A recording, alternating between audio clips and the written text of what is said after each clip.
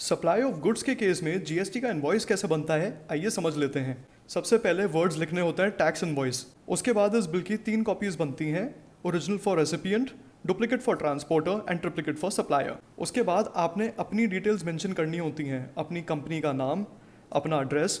यहाँ पर full address mention करना ज़रूरी होता है इंक्लूडिंग द स्टेट नेम। उसके बाद आपका जीएसटी नंबर, आपका पैन नंबर और कॉन्टैक्ट डिटेल्स। आप अपना लोगो भी लगा सकते हैं पर यह ऑप्शनल होता है। उसके बाद इनवॉइस नंबर और इनवॉइस डेट मेंशन करना मैंडेटरी है। यहाँ पर अगर आप एमएसएमई रजिस्टर्ड सप्लायर हैं तो ड्यू डेट भी मेंशन कर दीजिए और उसके नीचे आप बायर का पीओ नंबर और पीओ डेट भी मेंशन कर सकते हैं। नेक्स्ट आपको बायर की डिटेल्स मेंशन करनी मैंडेटरी है, तो यहाँ पर हमने लिख दिया है बिल टू और यहाँ पर शिप टू।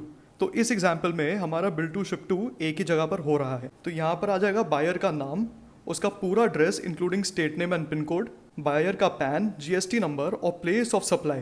तो जैसे हमारा बायर गुड़गांव में लोकेटेड है, हमारा पीओएस हो गया Haryana with the state code. यहाँ पर आप ई वे बिल नंबर और व्हीकल रजिस्ट्रेशन नंबर भी लिख सकते हैं। ये रेकमेंडेड है पर मैंडेटरी नहीं। उसके बाद आपको इस टेबल में आइटम्स का अच्छे से डिस्क्रिप्शन देना पड़ेगा। तो जैसे हमारे एग्जाम्पल में हम स्टेशनरी सेल कर रहे हैं तो 1000 पीसेस पेन्स के सेल कर रहे हैं और 200 पीस हम नोट पैड्स के सेल कर रहे हैं। तो यहाँ पर हम लोगों ने पेन्स का डिस्क्रिप्शन लिख दिया, उसका HSN कोड लिख दिया, क्वांटिटी लिख दी कि 1000 पीस हैं और यूनिट ऑफ मेजरमेंट लिखना भी ज़रूरी है विच इज़ पीसेस।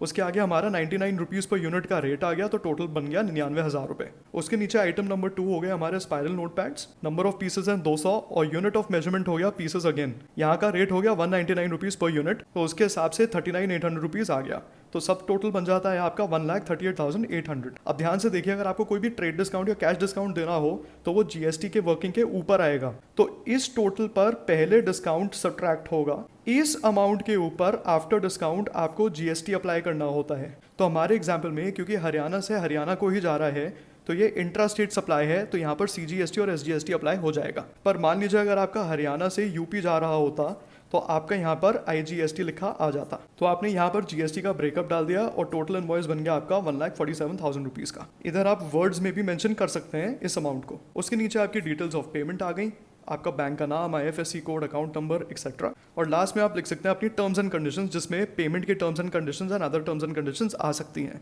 उसके बाद आपको ये मेंशन करना मैंडेटरी है कि क्या आपके बिल पे आरसीएम लगेगा या नहीं। तो हमारे केस में नो हो जाता है क्योंकि हम पे आरसीएम नहीं लग रहा। एक इंपॉर्टेंट चीज़ है एमएसएमई रजिस्ट्रेशन नंबर मेंशन करना। अगर आप एमएसएमई रजिस्टर्ड सप्लायर हैं तो अपना उद्यम रजिस्ट्रेशन नंबर ज़रूर डालें। उसके बाद यहाँ पर ऑथराइज सिग्नेटरी या फिर प्रोप्राइटर का सिग्नेचर आ जाएगा और आप यहाँ पे स्टैम्प भी लगा सकते हैं। अगर आपको इस इनवॉइस का टेम्पलेट चाहिए तो आप हमारे नंबर पर व्हाट्सएप कर सकते हैं। इस वीडियो को ज़रूर लाइक और शेयर करें और हमारे चैनल सीए टॉकीज को ज़रूर सब्सक्राइब करें।